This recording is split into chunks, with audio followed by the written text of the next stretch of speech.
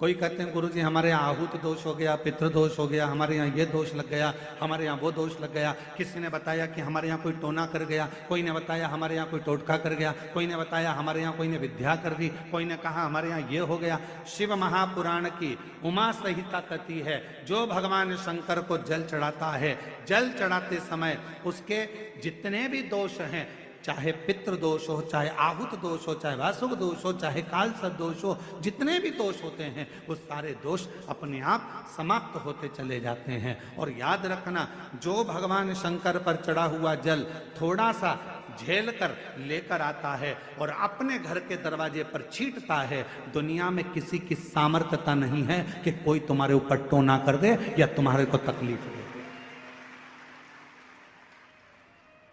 किसी की सामर्थ्यता नहीं।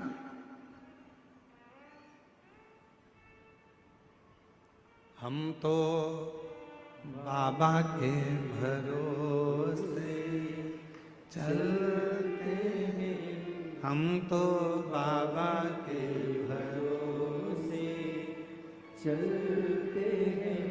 ये दुनिया वाले जलते हैं, ये दुनिया वाले बोलो बोलो जलते हैं, हम तो बाबा के भरोसे चलते हैं। डमरू वाले के भरोसे चलते हैं, काशी वाले के भरोसे चलते हैं, सीहोर वाले के भरोसे चलते हैं, देवघर वाले के भरोसे चलते हैं, डमरू वाले के भरोसे चलते हैं। हम उस पर आश्रित होकर चलें। जब हम पूर्ण आश्रित हो जाएंगे तो वो हमको संभाल। क्या चाहिए मेरे भोले बाबा को?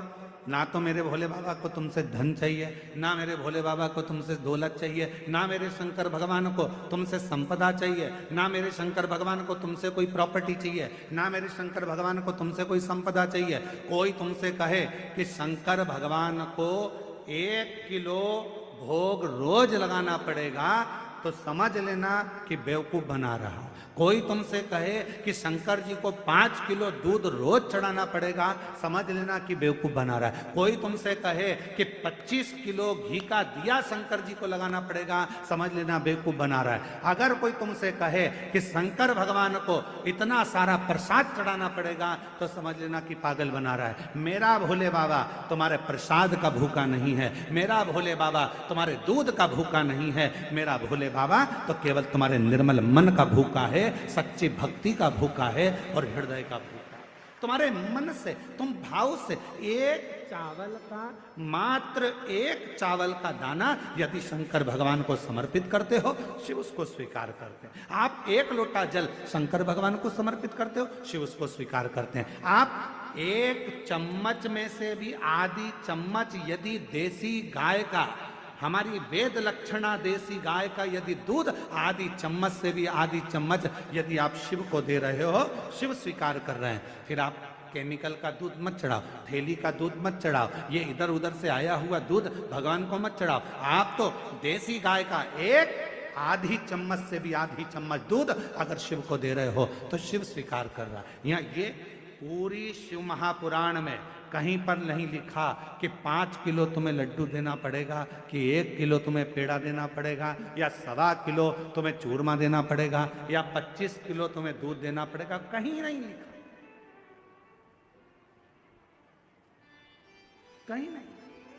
और आपको हमारी बात पर भरोसा जरूरी नहीं है कि सीहोर वाला महाराज बोल रहा है तो अपन इनकी बात पे भरोसा कर ले। आप तो गीता प्रेस गोरखपुर की शिव पुराण को लेकर आओ और गीता प्रेस गोरखपुर की शिव महापुराण की पोथी को लेकर आओ और अपने घर में बैठकर उसको पढ़ो।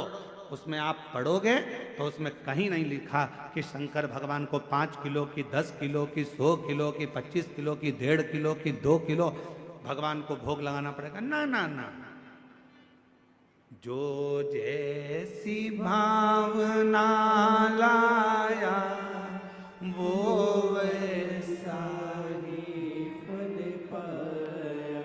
जो जैसी भावना लाया वो वैसा ही फल पाया। नहीं खालियों से लौटाया वो मन ही मन हर्षाया।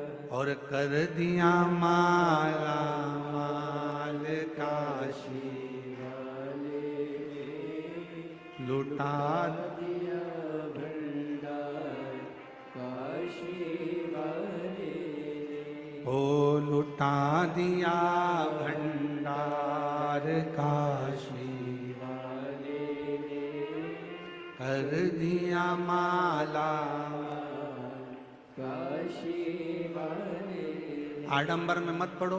कोई तुमसे कहे कि इतना देना पड़ेगा, कोई तुमसे कहे कि हमें भगवान की ऐसी पूजन करना है, इतना रुपया जमा करना पड़ेगा, हमें भगवान की ऐसी आराधना करना है, तुम्हें इतना पैसा देना। ना ना ना ना, भगवान धन से नहीं, भगवान मन से प्रसन्न हो। उसकी प्रसन्नता उसका मन है।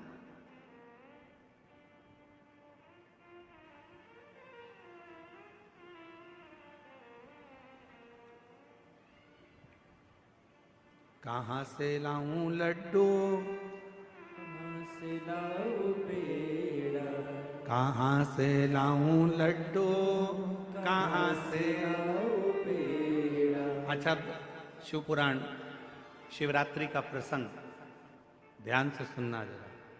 शिव महापुराण में शिवरात्रि के प्रसंग का वर्णन है। एक भील के ऊपर, वन में रहने वाला वो भील के ऊपर कर्जा हो गया था। कर्जा,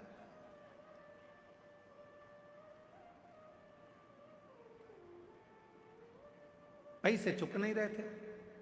सेठ जी को गुस्सा आ गया, अपने आदमियों को भेजा और उस भील को पकड़ के घर में लेके आए और एक टूटा हुआ शिव का मंदिर था, उस मंदिर में उसको ले गए और उसको बांध दिया। मंदिर में ले जाकर बांध दिया।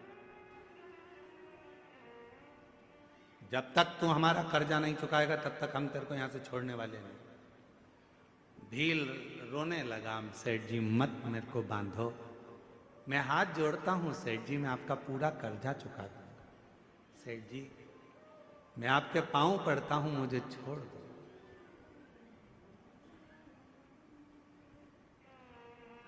आज का पूरा दिन है, आज की पूरी रात है, कल तक मेरा कर्जा चूक जाना चाहिए।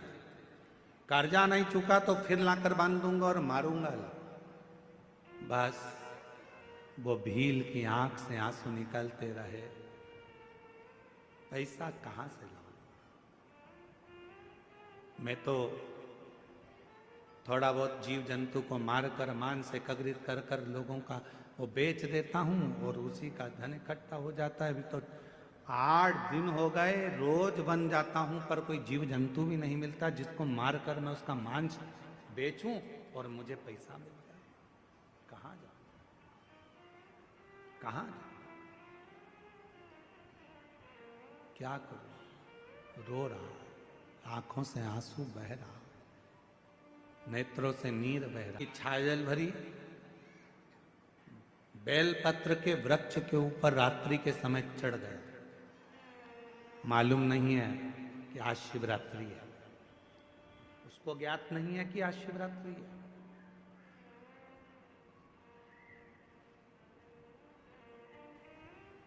आज के लोग सनातन धर्म को छोड़